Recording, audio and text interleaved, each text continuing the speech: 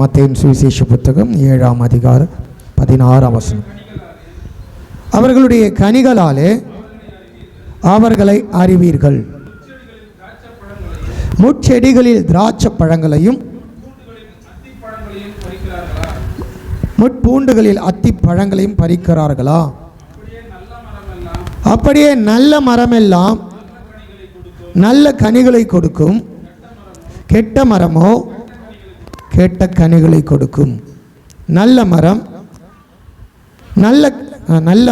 கெட்ட கனிகளை கொடுக்க மாட்டாது, கெட்ட மரம் நல்ல கனிகளை கொடுக்க மாட்டாது. கர்த்தருடைய பரிசுத்த நாமத்திற்கு மகிமை உண்டாவதாக.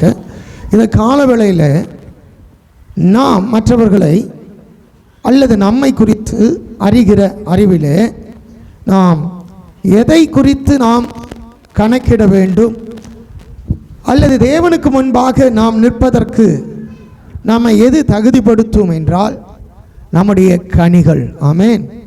நம்முடைய கனிகள் என்றால் நற்கிரியைகள், நம்முடைய நல்ல சுபாவங்கள். அப்போ தேவன் விரும்புகிற ஒரு நல்ல கனி கொடுக்கிற வாழ்க்கையை நம்முடைய ஜீவியத்திலே நாம் கொண்டு வர வேண்டும். நமக்குள்ள கனி கொடுக்கிற ஒரு நல்ல குணாதிசயம் இருக்கிறவர்களாய் நாம் மாற வேண்டும். அநேக நேரங்களில் நாம் கனி கொடுக்க கூடாதபடி பல தடைகள் இந்த உலகத்தில் நமக்கு நேரிடக்கூடியதாக இருக்கிறது. ஆகிலும் நாம் கனி கொடுக்க வேண்டும் என்று தான் கர்த்தர் நம்மை எதிர்பார்க்கிறார். நம்மிடத்தில் தேவன் எதிர்பார்ப்பது கனி கொடுக்கணும். கனி கொடுப்பது என்றால் என்ன அப்படின்னா, தேவனுடைய சித்தத்தை செய்கிறது தான் நாம் தேவனுக்கு கனி கொடுக்கிறதா இருக்கிறது. என்னதுங்க? தேவனுடைய சித்தத்தை நம்முடைய வாழ்க்கையில் நாம் நிறைவேற்றுவோமானால் அதுதான் நாம் அவருக்கேற்ற கனி கொடுக்கிற ஒரு காரியமாக இருக்கிறது. அப்போது நம்முடைய கிரியைகள் நற்கிரியைகளா அல்லது நம்முடைய கிரியைகள் தேவனுக்கு உகந்ததற்றதா இருக்கிறதா? இஸ்ரவேலை குறித்து தேவன் சொல்லுகிறார், நான் அவர்களை நல்ல திராட்சை கொடிகளாய் நட்டு அவர்களை ஆசீர்வதித்தேன், நற்குலை திராட்சை கொடிகளாய் இருக்கும் என்று பார்த்தேன், அதுவோ கசப்பானதை தந்தது. அப்போ நம்முடைய கிரியைகள் தேவனுக்கு முன்பாக நற்கிரியைகளாய் இருக்க வேண்டும். நல்ல கனியும் இருக்கிறது, கெட்ட கனியும் இருக்கிறது. அப்போ நல்ல கனி கெட்ட கனின்னு மனிதனுடைய சுபாவத்தை வேதம் பிரிப்பதற்கு மிக முக்கியமான காரியம் என்னவென்றால், மனிதன் முதலாவது நன்மை தீமை அறிகிற கனியை புசித்தான். என்ன செஞ்சான்? அப்போ அவனுடைய குணாதிசயம், அவனுடைய செயல்பாடு, அவனுடைய சிந்தை, அவனுடைய எல்லா காரியமும் அந்த கனியினாலே மாற்றப்பட்டது. எதில் மாற்றப்பட்டதுங்க? ஆமாம், நன்மை தீமை அறிகிற கனியை ஒரு மனிதன் புசித்ததினாலே அவன் நன்மை தீமை அறிகிறவனாய் மாறி அவன் அந்த கனிக்கேற்றபடி நன்மைகளை செய்கிறான் அல்லது தீமைகளை செய்கிறவனாய் இருக்கிறான். ரெண்டுமே இணைந்து ஒரு மனிதன் செய்ய முடியாது. அப்படி செய்தால் அந்த மரம் நல்ல மரம் அல்ல. மரம் என்பது மனிதனுக்கு உதாரணமாய் சொல்லுகிறது. நல்ல மரம் நல்ல கனியை தான், கெட்ட மரம் கனி நல்லதானால் மரம் நல்லதுன்னு சொல்லுவோம், கனி கெட்டதானால் மரம் கெட்டதுன்னு சொல்லுவோம். அப்போ ஒரு மரத்தினுடைய அதி முக்கியமான நோக்கமே அதனுடைய கனிகள் தான். மரங்கள் பல விதத்தில் நமக்கு உதவியாக இருக்கிறது, நிழல் தருகிறது. அப்போ அது நல்ல மரம் தானே, நிழல் தருகிற உலகத்தில் அநேகருக்கு ஒரு ஆதரவாய் அடைக்கலமாய் ஆகாயத்து பறவைகள் தங்கக்கூடிய கூடுகளை அமைக்கக்கூடியதாய் ஒரு மரம் உயர்ந்து வளர்ந்து படர்ந்து அநேக நன்மைகளுக்குரியதாக இருக்கிறது. அப்போ அது நல்ல மரம் என்று நாம் சொல்லலாமா? ஒரு மரத்தினாலே அநேக பொருட்களை செய்கிறோம். மரம் இருக்கிறதுனால இந்த ஜன்னல், கதவு, மேஜை, இப்படி பலவிதமான பொருட்களை நாம் செய்கிறோம். அதனாலே அந்த மரம் நல்லது தானே என்று நாம் சொல்லலாமா? ஒரு மரத்திலிருந்து அநேக விதமான நன்மைகளை நாம் பெற்றுக்கொள்கிறோம். விறகு எரிப்பதற்கு அது உண்டாகிறது, அநேக பொருட்களை செய்வதற்கு அது பிரயோஜனமாக இருக்கிறது, வீடு கட்டுவதற்கு பிரயோஜனமாக இருக்கிறது, நிழல் நமக்கு தருகிறது. இப்படி அநேக காரியங்கள் இருக்கிறதுனாலே அந்த மரம் நல்ல மரம் என்று சொல்லக்கூடாது. அந்த மரத்தினுடைய கனி விஷம் உள்ளதா அல்லது ஆரோக்கியம் உள்ளதா, அந்த மரத்தினுடைய கனியானது ஒரு மனிதனுடைய வாழ்க்கையில் எப்படிப்பட்ட நன்மையை விளைவிக்கிறது அல்லது தீமையை விளைவிக்கிறது என்பதை அறிந்து தான் அந்த மரம் நல்ல மரம் என்று சொல்லலாம். சிலர் சொல்லுவாங்க, இது நல்ல மரம்பா, வைரம் பாஞ்ச மரம், இதில் ஒரு வீடு கட்டினா, இதில் ஒரு கட்டில் செய்தா, இதில் ஒரு மேஜை செய்தா அது பல வருஷத்துக்கு வரும், நல்ல மரம் என்று உலகத்திலே சொல்லலாம்.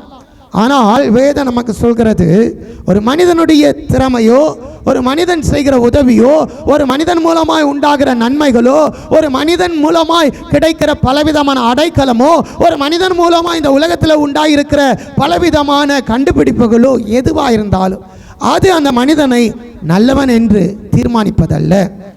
அவனுடைய நற்கிரியைகள் மாத்திரமே அவனை நல்லவன் என்று தீர்மானி. அப்போ அந்த நற்கிரியைகளை உடைய ஒரு மனிதனாய் நாம் இருக்க வேண்டும் என்றால் அதற்கு மிக முக்கியமானது என்னவென்றால் நாம் பிதாவின் சித்தத்தை செய்கிறவர்களாக இருக்க வேண்டும். 21ஆம் வசனத்தை நாம் வாசிக்கலாம்.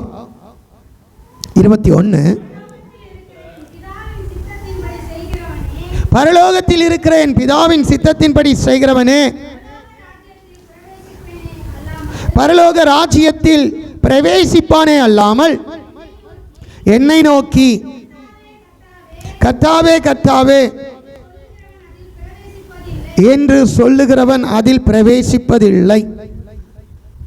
அப்போ நல்ல கனி, நற்கிரியைகள் என்று சொல்வது எதன் அடிப்படையில் இருக்கிறது? பிதாவின் சித்தத்தை செய்வது.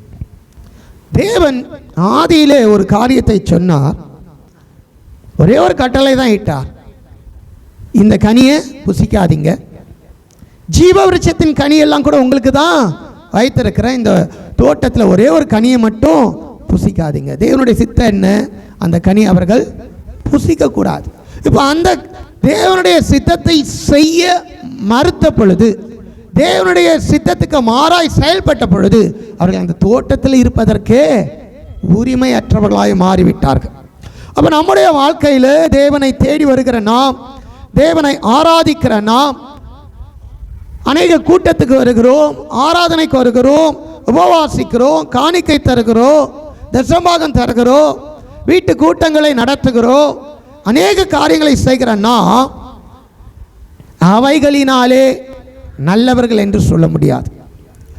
நாம் அநேக உதாரத்துவமான வேலைகளை செய்து ஆலயத்துக்கு அல்லது ஊழியத்திற்கு அநேக நன்மைகள் செய்கிறதினாலே தேவனுடைய பார்வையில் நல்லவர் என்று சொல்ல முடியாது. வாரந்தோறும் நல்ல செய்திகளை ஆயத்தப்படுத்தி பிரசங்கிக்கிறதினாலேயோ, வருகிறவர்களுக்கு ஜெபிக்கிறதினாலேயோ, அல்லது மற்ற நல்ல ஆலோசனைகளை தருகிறதினாலேயோ இவர் நல்லவர் என்று ஒருவரோ சொல்லக்கூடாது. அப்போ நல்லவன் என்று சொல்வதற்கு, நற்கனிகளை உடையவர் என்று சொல்வதற்கு எது அவசியமாக இருக்கிறது என்றால் பிதாவின் சித்தம் என்னதென்று அறிந்து அதை மாத்திரம் நிறைவேற்றுவது தான் நற்கனிகளாய் இருக்கிறதாமே. அப்போ நம்முடைய வாழ்க்கையில் இதை நாம் கவனிக்க வேண்டும்.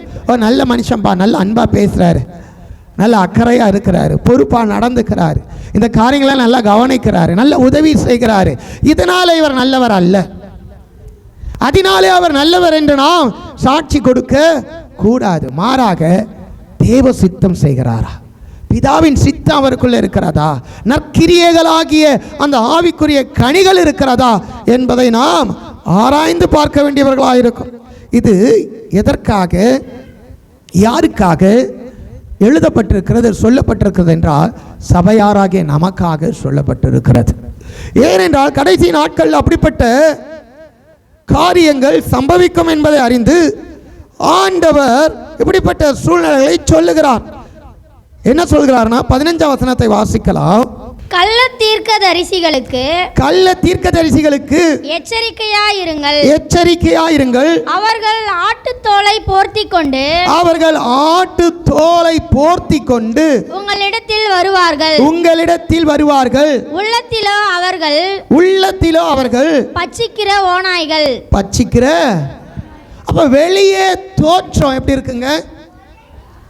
வெளி தோற்றம் ஆட்டுத்தோலை போற்றிக்கொண்டு ஒரு நல்ல மேய்ப்பனின் தோற்றம், ஒரு நல்ல ஆராதனைக்குரிய தோற்றம்.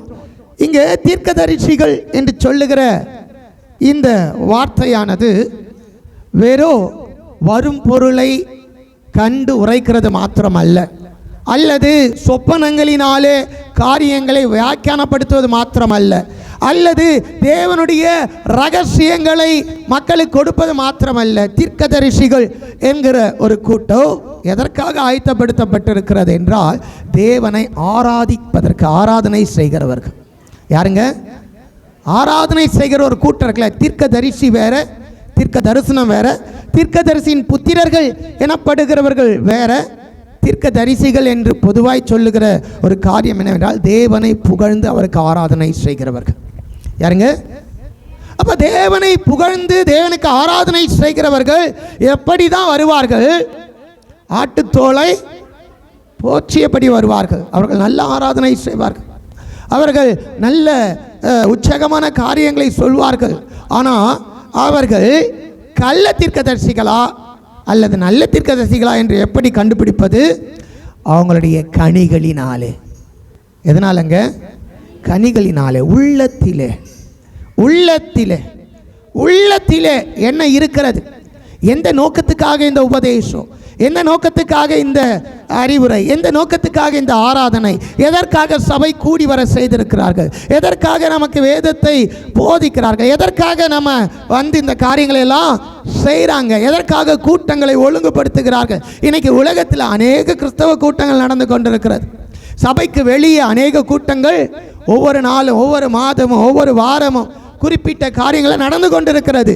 அங்கே என்னதான் நடக்கிறது, என்னதான் நமக்கு சொல்லப்படுகிறது, இதெல்லாம் கொஞ்சம் நம்ம ஆராய்ந்து பார்க்க வேண்டும். இல்லாட்டி வேதம் சொல்லுகிறது, நம்மை தான் சொல்லுகிறது, நமக்கு நம்மை தான் எச்சரிக்கையாக இருக்க சொல்கிறது. வேதம் நமக்கு அழகாய் சொல்லிவிட்டது, நீங்கள் சோதித்து பார்க்க வேண்டும். நீங்கள் என்ன செய்யணும்? சோதித்து. எதிலே சோதித்து பார்க்க முடியும்? அவர்கள் கனிகளினாலே அவர்களை சோதித்து பார்க்க முடியும். எதிலே சோதிக்க முடியும்? ஆமாம். அப்படின்னா உள்ளத்தில் என்ன இருக்குது, உள்ளத்துக்குள்ளே என்ன இருக்கிறது, நம்முடைய இருதயத்துக்குள்ளே என்ன இருக்கிறது, என்ன நோக்கம், அவங்க போதனைக்குள்ளே என்ன நோக்கம் இருக்கிறது. எல்லாம் நல்ல பாடல், நல்ல ஆராதனை, தேவனை குறித்து நல்ல மகிமையான காரியங்கள் எல்லாம் வந்தாலும் இருதயத்துக்குள்ளே என்ன தான் வச்சிருக்கிறாங்க கண்டுபிடிக்கணும், ஆராய்ந்து பார்க்கணும். வேதம் சொல்லுது, நல்ல மரம் கெட்ட மரம், நல்ல மரம் கொடாது. அப்ப கெட்ட மரம், அப்ப கனிகளினாலே அறிவீர்கள். வராமலாம் இருக்க மாட்டாங்க. கடைசி நாட்களில் ஆண்டவர் சொல்ற, கள்ள தீர்க்கதரிசிகள் எழும்பினது போல கள்ள கிறிஸ்துக்கள் எழும்புவார்கள், அவர்கள் அநேகரை வஞ்சிப்பார்கள். அநேகரும் என்ன செய்வாங்கன்னா, செவி தினவுள்ள போதகர்களை தேடிக்கொள்வார்கள். இதுதான்ப்பா எனக்கு பிடிச்சிருக்கு. ஏன்னா என் இருதயத்துக்குள்ளே என்ன இருக்குதோ அதுதான் பேசுகிறவர் இருதயத்துக்குள்ளே இருக்கிறது. என் இருதயத்துக்குள்ளே என்ன பொருளாசை இருக்கிறதோ, என்ன உலக இச்சை இருக்கிறதோ, என்ன பாவத்தினுடைய அந்த ஈர்ப்பு இருக்கிறதோ அதுதான் நம்மை போதிக்கிறவர்களுக்குள்ளே இருக்கிறது. அப்போ என்ன ஆகும்? அதை தேடிக்கொள்வாரா. இந்த உபதேசம் நமக்கு கடினமாக இல்லை, இந்த உபதேசம் நமக்கு நல்லா இருக்குது. ஆண்டவராகிய இயேசு கிறிஸ்து இடத்திலே சீஷர்கள் சொன்னார்கள், இது கடினமான உபதேசமாக இருக்கு, யார் இதை கை கொள்வார்கள், யாருமே பின்பற்றுவார்கள். அப்போ நீங்களும் என்னை விட்டு போக மனதாயிருக்கிறீர்களா? அப்போ உபதேசம் அதுதான் நற்கிரியைகளினாலே விளங்கப்படக்கூடியதாக இருக்கிறது. அப்போ இருதயம், உள்ளம் ரொம்ப முக்கியமாக இருக்கிறது. என்னவா இருக்கிறது? உள்ளம் ரொம்ப முக்கியமாக இருக்கிறது. உள்ளத்தில் என்னவா இருக்கிறோம், வெளியில் என்னவா இருக்கிறோன்றது இல்லை, உள்ளத்தில் என்னவா இருக்கிறோம். வெளி தோற்றம் அல்ல, உடை அல்ல, பேச்சல்ல, வெளியில் செய்கிற காரியம் அல்ல, இருதயத்துக்குள்ளே என்ன நிறைந்திருக்கிறது. அதை எதில் கண்டுபிடிக்க முடியும்? வார்த்தையிலே கண்டுபிடிக்க முடியும். வேதம் சொல்லுது, இருதயத்தின் நிறைவினால் என்ன பேசுமா.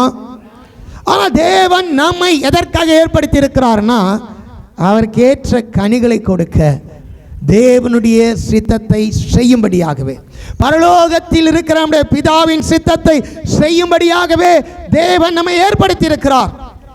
அது கொஞ்சம் கடினம் போல இருக்கும். ஏன்னா அது இடுக்கமான வாசல். 13ஆம் வசனம் சொல்லுகிறது. 13ஆம் வசனத்தை வாசிங்க. வழியாய் இடுக்கமான வாசல் வழியாய் உட்பிரவேசியுங்கள். உட்பிரவேசியுங்கள்.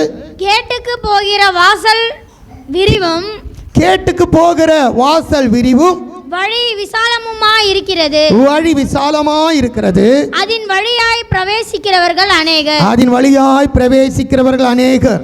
ஜீவனுக்கு போகிற வாசல் ஜீவனுக்கு போகிற வாசல் இடுக்கமும் வழி நெருக்கமுமாய் இருக்கிறது. வழி நெருக்கமாய் இருக்கிறது.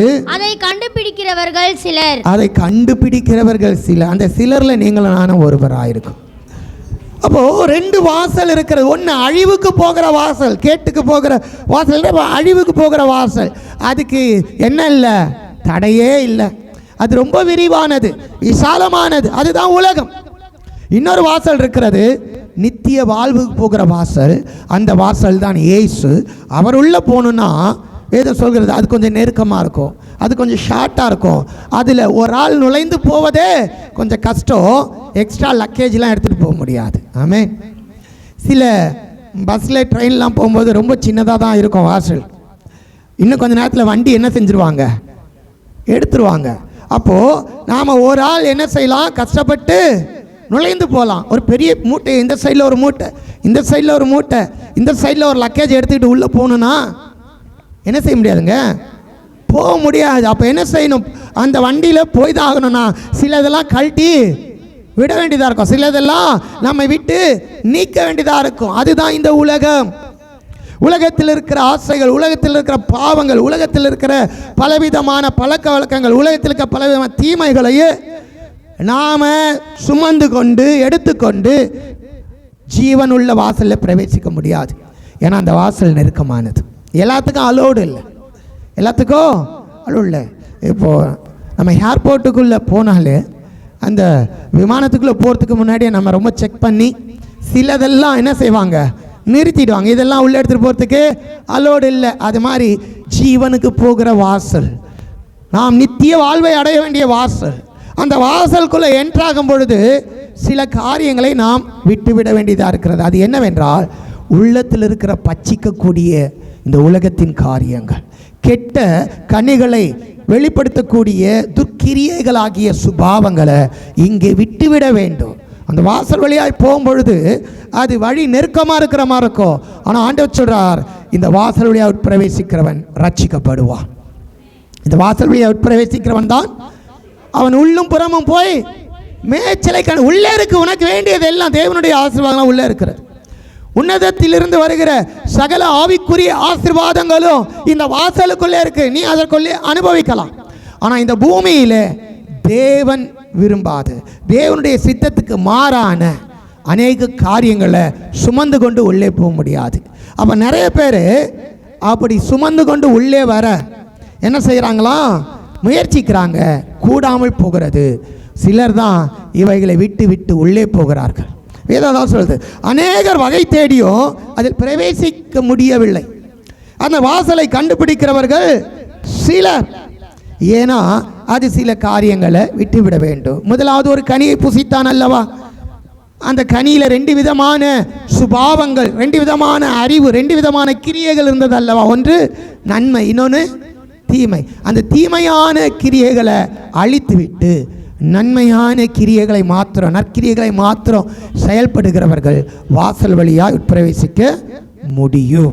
அப்போ இந்த கடைசி நாட்களில் பிரியமானவர்களே, நீங்களும் நானும் என்ன செய்ய வேண்டும் என்றால், நாம் நற்கிரியைகளை செய்கிறவர்களாய், நற்கனிகளை கொடுக்கிறவர்களாய் இருக்கிறவர்களாய் மாத்திரமல்ல, நற்கனி எது, யார் ஆட்டு தோலை போற்றி இருக்கிற ஓனாய், யார் மெய்யான ஆடுகள் என்பதை நாம் பழகிற இடத்துல நாம் என்ன செய்யணும், கண்டுபிடிக்கிறவர்களாக இருக்கணும். அந்த புத்தி நமக்கு இருக்கணும், அந்த சுபாவம் நமக்கு இருக்கணும்.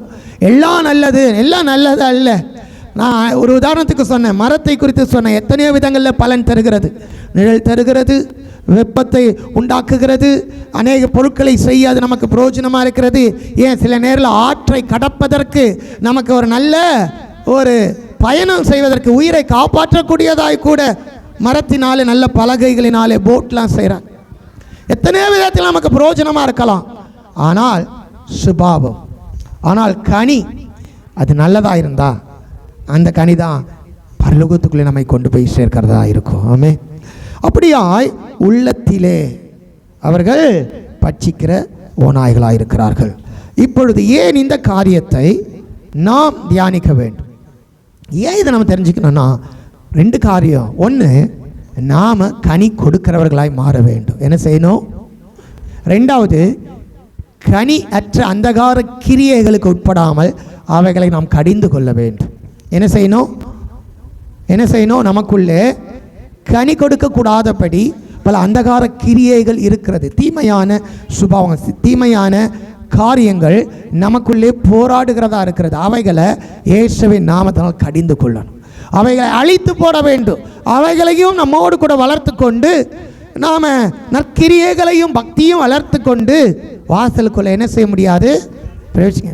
3வது, நாம் நம்மோடு இருக்கிறவர்களை அல்லது இந்த உலகத்தில் தீர்க்கதரிசிகள் என்று அல்லது கிறிஸ்தவ போதனையாளர்கள் என்று நம்மை தேடி வருகிற உபதேசங்களை, தீர்க்க தரிசனங்களை பகுத்தறிந்து நலமானதை எடுத்துக்கிட்டு தீமையானதை விட்டு விலக புத்தி உள்ளவர்களாக இருக்க வேண்டும். என்னவா இருக்கணும்? 3 காரியத்துக்காக தான் இன்னைக்கு நாம் இதை என்ன செய்கிறோம்? தியானிக்கிறோம். என்னென்ன காரியம்? 1, நாம் கனி கொடுக்க வேண்டும். என்ன செய்யணும்? 2வது, நம்முடைய வாழ்க்கையில் ஆண்டவர் விரும்புகிற கனிகளை தரக்கூடாதபடி அந்தகார இருள், மறைவான பாவங்கள், மறைவான சத்ருவினுடைய பாவத்தின் வல்லமைகள் நம்மை பின்தொடர்கிற காரியங்களை அதோடு இணைந்து போகக்கூடாது.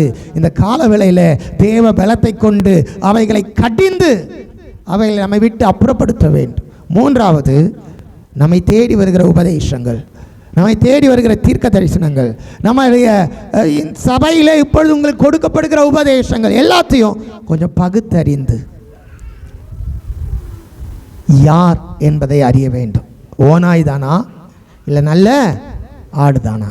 உண்மையிலே ஒரு நல்ல மேய்ப்பன் தானா அல்லது ஆடுகளை பட்சிக்கும்படி மேய்ப்பனுடைய வேடம் தரித்த ஓநாய் தானா என்பதை அறிந்து விலக வேண்டியவைகளிலிருந்து விலக வேண்டும். ஆமென். இந்த காரியங்களை நாம் அறிந்து கொள்ள வேண்டும். ஆனால் தேவன் முதலாவது நாம் கனி கொடுக்கும்படியாக தான் நம்மை ஏற்படுத்தி இருக்கிறார்.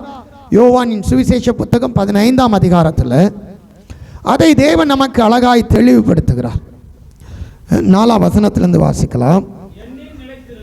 என்னில் நிலைத்திருங்கள், நானும் உங்களில் நிலைத்திருப்பேன். கொடியானது திராட்சை செடியில் நிலைத்திராவிட்டால் அது தானா கனி கொடுக்க மாட்டாது என்பது போல நீங்களும் என்னில் நிலைத்திராவிட்டால் கனி கொடுக்க மாட்டீர்கள். நானே திராட்சை செடி, நீங்கள் கொடிகள். ஒருவன் என்னிலும் நான் அவனிலும் நிலைத்திருந்தால் அவன் மிகுந்த கனிகளை கொடுப்பான். என்னை அல்லாமல் உங்களால் ஒன்றும் செய்யக்கூடாது. இங்கே ஆண்டவர் சொல்லுகிற ஒரு மிகப்பெரிய காரியம் என்னவென்றால், நாம் கனி கொடுக்க வேண்டும். நாம் என்ன செய்யணும்? ஆமாம், ஒரு செடியை, ஒரு மாமரத்தை வைக்கிறாங்க. ஒரு மாஞ்செடியை வச்சு அதுக்கு தண்ணி ஊற்றி உரம் போட்டு வேலி அடித்து அதை வளர செய்கிறாங்க. ஒரு குறிப்பிட்ட வருடங்கள் கழித்து அதிலிடத்தில் ஒரு பூ இருக்கா, பிஞ்சு இருக்கிறதா, கனி வருகிறதா என்பதை அந்த எஜமான் எதிர்பார்ப்பதில் தவறு இருக்கா? அதே போல் ஒரு சீக்கிரத்தில் பலன் தரக்கூடிய ஒரு செடிகளை வைக்கிறாங்க. ஒரு தக்காளி செடி, ஒரு அவரைக்காய் செடி, ஒரு வெண்டைக்காய் செடி, ஏதோ ஒரு செடி 3 மாதம் 4 மாதம் 6 மாதத்தில் பலன் தருகிற ஒரு செடி தோட்டங்கள் வைக்கிறாங்க. அதுக்கு வேலி அடிக்கிறாங்க, அதை நீர் பாய்ச்சுறாங்க, அதுக்கு மண் சேர்க்குறாங்க, அதுக்கு வேண்டிய பூச்சி மருந்தெல்லாம் அடிக்கிறாங்க. அந்த 4 மாதம் 5 மாதம் கழித்து அதில் என்ன எதிர்பார்க்குறாங்க? காய்கள் இருக்கணும், கனிகள் வரணும். தவறா? இப்போ ஆண்டவராக இயேசு கிறிஸ்து கல்வாரி சிலுவையின் இரத்தத்தினால் நம்மை மீட்டு, நம்மை பரிசுத்தப்படுத்தி, வார்த்தையினால் நம்மை சுத்திகரித்து, அவருக்கேற்ற செடிகளாய் கொடிகளாய் அவரில் நம்மை இணைத்திருக்கிறார். நாம் அழிவில்லாத ஜீவ வசனமாகிய வேத வசனமாகிய வித்தினாலே ஜெனிப்பிக்கப்பட்டிருக்கிறோம். எதனால நாம் ஜெனிப்பிக்கப்பட்டிருக்கிறோம்? அழிவில்லாத வேத வசனம் என்கிற வித்தினாலே ஜெனிப்பிக்கப்பட்டிருக்கிறோம். அப்போ அப்படியாய் நம்ம உருவாக்கி நமக்கு வார்த்தை என்கிற நீர்ப்பாய்ச்சி நம்மை அவர் அழகுபடுத்தி பரிசுத்தப்படுத்தி நீதிமானாக்கி அவருடைய சரீரத்தில் ஒரு அங்கமாய் நம்மை வைத்திருக்கிறார். நாம் நற்கனிகளை தரம்படியாய் நற்கிரியைகளை நம்மிடத்தில் எதிர்பார்க்கிறார். அது தவறல்ல.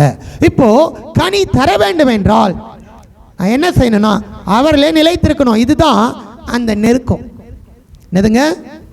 இதுதான் அந்த நெருக்கம். அவர்களே நிலைத்திருக்கும். அவர்களே நிலைத்திராதவன் என்ன செய்ய முடியாது? கனி கொடுக்க முடியாது. அப்போ நான் கனி தர வேண்டும் என்றால் என் வாழ்க்கை அவரோடு கூட நெருங்கி இருக்கும். அந்த அந்த வழி இடுக்கமும் வழி நெருக்கமானது, ரொம்ப நெருக்கமானது. ஒரு ஆள் தான் நுழைய முடியும், வேற ஒருத்தருக்கு இடம் இல்லை. அதுதான் நம்ம வாழ்க்கை. நமக்கும் ஆண்டவருக்கு இருக்கிற நெருக்கத்துக்குள்ள வேறொரு காரியம், வேறொரு உலகம், வேறொரு பாவம், வேறொரு மனிதர், வேறொரு மனுஷி, வேறொரு காரியங்கள் உள்ளே வராதபடி இந்த நெருக்கம் பாதுகாக்கப்படும் பொழுது நாம் நிச்சயமாய் கனி கொடுக்கிறவர்களாக இருக்கிறோம். அப்போது கனி கொடுக்கும்படியாய் தான் தேவன் நம்ம ஏற்படுத்தினார். கனி கொடுக்கும்படியாய் தான் நம்மை சுத்திகரிக்கிறார். கனி கொடுக்கும்படியாய் தான் உபதேசத்தை நமக்கு தந்திருக்கிறார். இப்போ நாம் அவரில் நிலைத்திருக்கணும். அந்த நிலைத்திருதல் எப்படின்னா ஒரு நெருக்கத்தில் இருக்க வேண்டும். வேற ஒன்றும் வேறொரு நபர், மூன்றாவது நபர் இந்த நெருக்கத்துக்குள்ள, இந்த வாசலுக்குள்ள வர முடியாதபடி ஆவிக்குரிய வாழ்க்கையில் நாம் கர்த்தரோடு கூட இசைந்திருக்கணும். வேதம் சொல்லுது, கர்த்தரோடு இசைந்திருக்கிறவன் ஒரே ஆவியாக இருக்கிறான். எப்படி இருக்கிறான்? அந்த ஒன்றாய் இருப்பது. அதுதான் நானே திராட்சை செடி, நீங்கள் கொடிகள். நீங்கள் என்னில் நிலைத்திராவிட்டால் என்ன தர முடியாது? கனி கொடுக்க முடியாது. வெட்டுண்டு அக்கினியிலே போடப்படுவீர்கள். அப்போ நாம் கனி கொடுப்பதற்கு நமக்கும் ஆண்டவருக்கும் ஒரு நெருங்கிய உறவு தேவை. என்ன தேவை? என்ன தேவைங்க? அது என்ன உறவு? ஆவிக்குரிய உறவு. அந்த உறவுக்குள்ளே அந்தகார இருள், பாவ சோதனைகள், விசுவாசின் வல்லமைகள், உலகத்தின் மயக்கங்கள், உலகத்திற்கு வேறொரு தேவனால் அனுமதிக்கப்படாத தேவனுக்கு எதிரான அநீதியான உலக பொருள் நுழையாதபடி நாம் ஆண்டவரோடு கூட நெருங்கி இருக்க நம்மை ஒப்பு கொடுக்க வேண்டும். நம்ம என்ன செய்யணும்? அப்பொழுது நாம் நிச்சயமாக என்ன செய்வோம்? கனி கொடுப்போம், மிகுந்த கனி கொடுப்போம். அதனால ஆண்டவர் நம்ம மேல் பிரியப்படுவார். இது முடியுமா என்னால்? அப்படின்னா முடியும். ஏன்னா அதுக்காக தான் ஆண்டவர் நம்மை தெரிந்து கொண்டார். 16ஆம் வசனத்தை வாசிங்க. யோவான் 15:16. நீங்கள் என்னை தெரிந்து கொள்ளவில்லை, நான் உங்களை தெரிந்து கொண்டேன். நீங்கள் என் நாமத்தினாலே பிதாவை கேட்டுக்கொள்வது எதுவோ அதை அவர் உங்களுக்கு கொடுக்கத்தக்கதாக நீங்கள் போய் கனி கொடுக்கும்படிக்கும் உங்கள் கனி நிலைத்திருக்கும்படிக்கும் நான் உங்களை ஏற்படுத்தினேன். உங்களையும் என்னையும் குறித்து ஆண்டவர் தருகிற ஒரு ஸ்டேட்மெண்ட். இதை நம்ம ஆழமாக விசுவாசிக்கணும். இதை எத்தனை பேர் விசுவாசிக்கிறோம்? நான் கனி கொடுக்கவும் என் கனி நிலைத்திருக்கவும் என்னை ஆண்டவர் தெரிந்து கொண்டு இதற்காகவே இந்த உலகத்தில் ஏற்படுத்தி வைத்திருக்கிறார். இதை குறித்து நம்முடைய இருதயம் நிரம்பணும். இது நம்முடைய தியானமாய் மாறணும். இது நம்மை குறித்து தேவனுடைய சித்தம் என்ன, நோக்கம் என்ன என்பதை நமக்கு வெளிப்படுத்துகிற சத்தியமாய் இருக்கிறது. ஒருவேளை நம்முடைய மனது வேறு விதத்தில் நம்மை குறித்து சாட்சி சொல்லலாம். ஒருவேளை நம்மை சுற்றி இருக்கிறவர்கள் நம்மை குறித்து வேறு விதமாய் சாட்சி சொல்லலாம். ஆனால் வானத்தையும் பூமியை உண்டாக்கின நம்முடைய ஆண்டவர், உங்களை என்னையும் தெரிந்து கொண்டவர், எதற்காக தெரிந்து கொண்டிருக்கிறாரா? நாம் கனி கொடுக்கவும் அந்த கனி நிலைத்திருக்கவும் நம்மை ஏற்படுத்தும்படி தெரிந்து கொண்டார்.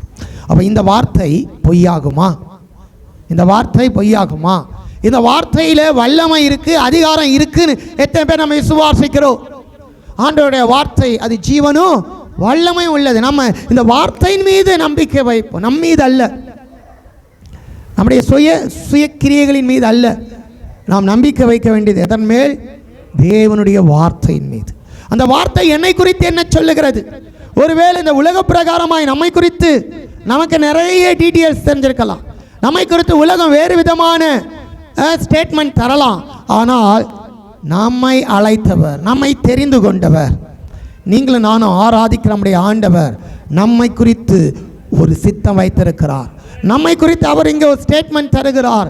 நம்மை குறித்து அவர் ஒரு நிலையில் இருக்கிறார், ஒரு முடிவில் இருக்கிறார், ஒரு கன்க்ளூஷன் தரார், ஒரு முடிவுரை தருகிறார். இதுக்கு தான்பா உன்னை ஏற்படுத்தி இருக்கிறேன், வேற எதுக்கோ இல்லை. அப்போ இந்த வார்த்தையை நாம் உட்கொள்ளும் பொழுது, இந்த வார்த்தையை நாம் விசுவாசிக்கும் பொழுது, இந்த வார்த்தையில் இருக்கிற அதிகாரம் நம்முடைய வாழ்க்கையில் கிரியேட் செய்யும். இந்த வார்த்தையில் இருக்கிற அதிகாரம் நம்முடைய சிந்தையில் கிரியேட் செய்யும். இந்த வார்த்தையில் இருக்கிற வல்லமை நம்முடைய இருதயத்துக்குள் கிரியேட் செய்து, நம்முடைய ஆவிக்குரிய பகுதியில் கிரியேட் செய்து, தேவனுக்கு பிரியமில்லாத அந்தகார கிரியைகளுக்கு உடன்படக்கூடிய எல்லா விதமான சுபாவத்தையும் உணர்வுகளையும் அது கடிந்து அப்புறப்படுத்தும். அது நம்முடைய செயலில் அல்ல, நம்முடைய தீர்மானத்தில் அல்ல, நாம் எடுக்கிற முயற்சியில் அல்ல. இந்த வார்த்தையை எந்தளவுக்கு உட்கொண்டு விசுவாசித்து, இந்த வார்த்தை தான் என்னை குறித்து சொல்லுகிறதோ அதற்காக தான் நான் ஏற்படுத்தப்பட்டேன், இந்த வார்த்தை எனக்குள்ளே கிரியை செய்யணும், நான் அதற்கு நான் ஒப்பு கொடுக்கிறேன் என்று ஒரு மனிதனை ஒப்பு கொடுக்கும் பொழுது நிச்சயமாக இதுதான் என்னை குறித்ததான ஒரு தரிசனம், இதுதான் என்னை குறித்ததான தெய்வ சித்தம், இதுதான் என்னை குறித்ததான தேவனுடைய தீர்மானம், இதை மீறி ஒன்றும் நடக்காது, இந்த வார்த்தையை நான் நம்புகிறேன், தேவனுடைய சித்தத்துக்கு நான் ஒப்பு கொடுக்கிறேன், இந்த தேவனுடைய தீர்மானம் என்னில் நிறைவேற நான் ஆண்டவரை விசுவாசிக்கிறேன் என்று நம்ம ஒப்பு கொடுக்கும் பொழுது நிச்சயமாய் அவருடைய வார்த்தை நம்முடைய வாழ்க்கையில் நிறைவேறுமா? அப்போ நம்ம கனி கொடுக்க முடியுமா? எப்படி கனி கொடுக்க முடியும்? அதற்காக தான் தேவன் நம்மை ஏற்படுத்தியிருக்கார். அப்போ அது நம்முடையதல்ல, இது தேவனுடைய கிருபையாக இருக்கிறது. இது நம்முடைய கிரியை அல்ல, இது கர்த்தர் தந்த கிருபை, அவருடைய ஈவு. அப்போ இந்த காலவெளியில் நமக்குள்ளே இருக்கிற சில விதமான சிந்தனைகளை, நமக்குள்ளே இருக்கிற சில விதமான நாமே நம்மை குறித்து வைத்திருக்கிற சில விதமான முடிவுகளை நாம் மாற்ற வேண்டும். என்னுடைய முடிவு இதல்ல, என்னை குறித்ததான வரையறை இதல்ல, என்னை குறித்து வேதம் சொல்லுகிறது. தேவன் என்னை தெரிந்து கொண்ட ஒரு நோக்கம் இருக்கிறது. தேவன் என்னை, அந்த நோக்கம் என்னவென்றால் நான் கனி கொடுக்க வேண்டும். நான் கனி கொடுக்கும்படி நான் கிறிஸ்துவோடு நெருக்கமாக இருக்க வேண்டும். நான் கிறிஸ்துவோடு நெருக்கமாக இருக்கும்படி எனக்காக கிறிஸ்து இந்த உலகத்தில் வந்து அவரே வாசலாய் மாறினார், அவரே வாசலாய் மாறினார், அவரே ஜீவனாய் மாறினார், அவரே நல்ல திராட்சை செடியாய் இருக்கிறார். சொல்லுங்க, அவரே நல்ல திராட்சை, அவரில் நிலைத்திருக்கும்படி, அவரோடு நெருங்கி இருக்கும்படி, அவரோடு நெருக்கமாக இருக்கும்படி, இந்த நெருக்கத்துக்குள் வேறொன்றும் நுழையாதபடி, இந்த நெருக்கம் அதிகரிக்கும்படி அவரே என்னை தெரிந்து கொண்டார். எத்தனை பேர் சொல்கிறோம் இந்த நெருக்கம் எனக்கு உண்மையாக இருக்குது, இந்த நெருக்கம் தான் உண்மையான, இந்த உறவு தான் மெய்யான உறவு. அப்போ இந்த நெருக்கத்தில் என்னை வைத்து என்னை கனி கொடுக்கும்படியும் அந்த கனிகள் நிலைத்திருக்கவும் நான் அல்ல, கர்த்தரே என்னை ஏற்படுத்தியிருக்கிறார். அப்போ அவர் செய்ய நினைத்தது ஒன்றும் தடைப்படுமா? அப்போ நம்மை கொண்டு தேவன் செய்ய நினைத்தது என்னவென்றால் அவருடைய சித்தத்தை செய்யும்படியாக நம்மை தெரிந்து கொண்டிருக்கிறார். அப்போ நாம் இந்த உலகத்தில் கனி கொடுக்கணும், அந்த கனி நிலைத்திருக்கும். இப்படி சொல்லாமா, நான் கனி கொடுப்பேன், அந்த கனி நிலைத்திருக்கும். காரணம், நான் செடியாகிய இயேசுவில் நிலைத்திருக்கிற கொடி, நான் செடியாகிய இயேசுவில். இந்த உறவு நெருக்கமானது. சொல்லுங்க, இந்த உறவு நெருக்கமானது. இந்த உறவை நான் காத்து கொள்ளும் பொழுது நான் கனி கொடுக்கிறவனாக இருக்கிறேன்.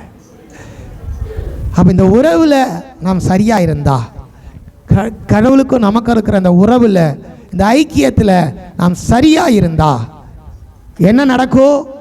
நம்முடைய வாழ்க்கையில் கனி கொடுப்போம். கனி கொடுப்பது என்றால் என்ன? நற்கிரியைகள். அது என்ன? பிதாவின் சித்தம். நம்முடைய வாழ்க்கையில் நாம் எதை நிறைவேற்றுகிறவர்களாக இருக்கிறோம்? சுய சித்தத்தை அல்ல, பிதாவின் சித்தத்தை நிறைவேற்றுவதற்கு நாம் கனி கொடுக்கும். அப்போ முதலாவது நாம் கனி கொடுக்கணும், ரெண்டாவது கனியற்ற அந்தகார கிரியைகளை கடிந்து கொள்ளணும், மூன்றாவது நல்ல கனிகள் தருகிற உபதேசம் என்ன, அல்லது நம்மை வஞ்சிக்கக்கூடிய உபதேசம் என்ன என்பதை பகுத்தது.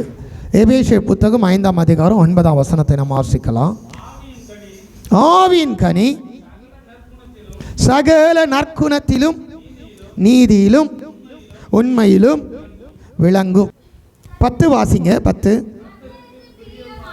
கர்த்தருக்கு பிரியமானது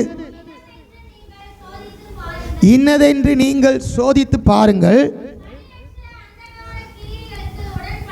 கனியற்ற அந்தகார கிரியைகளுக்கு உடன்படாமல் அவைகளை கடிந்து கொள்ளுங்கள். அப்ப நமக்குள்ளே இந்த ஆவிக்குரிய தெய்வீக உறவில் தடையாய் காணப்படக்கூடிய சில காரியங்கள் நம்முடைய இருதயத்தை, நம்முடைய கண்களை, நம்முடைய மாம்சத்தை நிரப்பாதபடி, அது நம்மை திசை திருப்பாதபடி, நம்முடைய குணாதிசயமானது நற்குணத்தினும் விசுவாசத்தினால் வருகிற நீதியிலும், என்ன நீதிங்க? விசுவாசத்தினால் வருகிற நீதியிலும் உண்மையிலும், இவ்வுலகத்திலே இந்த சரீரத்திலே நம்முடைய செயல்பாட்டிலே சரியாய் செய்கிற காரியம் உண்மையிலும் விளங்கக்கூடியதாக இருக்கிறது. அப்போ ஒரு கனியை நாம் சோதித்து பார்க்கும் பொழுது, அவர்கள் ஆட்டுத்தோலை போர்த்து கொண்டு உங்களிடத்தில் வருவார்கள், உள்ளத்திலோ பட்சிக்கிற ஓநாய்கள் என்று வாசித்தோமே. அப்போ அப்படிப்பட்ட காரியங்களை நாம் சோதித்து பார்ப்பதற்கு முதலாவது அவங்களுடைய நற்குணம் என்னதுங்க? நல்ல சுபாவம்.